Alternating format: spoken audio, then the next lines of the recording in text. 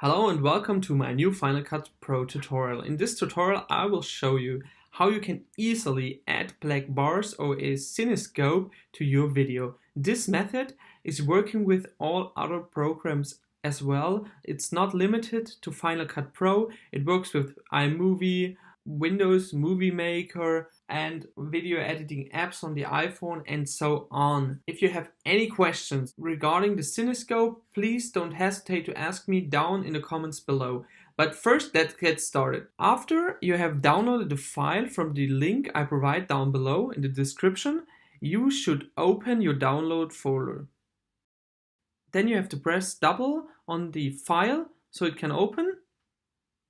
And now you go back to Final Cut. Here you're going to import the file. Go to your download folder. Then import all those 5 files. After you have imported, they should show up in your library. And now you have to choose the file regarding on what format you use in your video. In my video, I used a full HD video, so I'm going to use this Cinemascope. After I've dragged it down, I apply it to the whole video.